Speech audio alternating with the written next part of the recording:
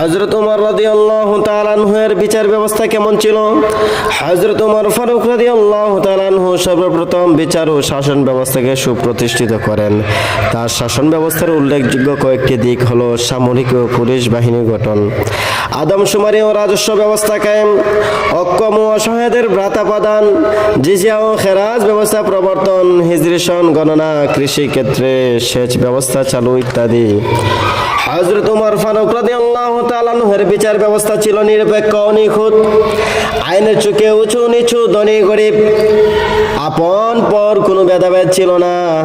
গুরুতর অপরাধে নিজের ছেলে আবু শাহমাকে তিনি কঠোর শাস্তি দিতেও কণ্ঠবোধ করেননি। রাষ্ট্রের সকল গুরুত্বপূর্ণ কাজ তিনি সাহাবীদের সঙ্গে পরামর্শ করে সম্পাদন করতেন। সাম্যের বিরল প্রতীক ছিল হযরত ওমর ফারুক রাদিয়াল্লাহু তাআলা আনহু। একবার সিরিয়া সফরকালে তিনি নিজের কৃতদাসের সঙ্গে সাম্যের যে নজির স্থাপন করেন তা পৃথিবীর ইতিহাস বিরল। তার আমলে ইসলামের সূর্যবীর্য বহুগুণে বৃদ্ধি পায়। পৃথিবীর কোনায় কোনায় ছড়িয়ে পড়ে ইসলামের আলো। প্রায় অর্ধ পৃথিবীর ক্ষমতা হওয়া সত্ত্বেও হযরত ওমর ফারুক রাদিয়াল্লাহু তাআলা আনহুর মাঝে ছিল না বিন্দুমাত্র অহংকার, গর্ব। সম্পূর্ণ সাদাসিধে জীবন যাপন করতেন।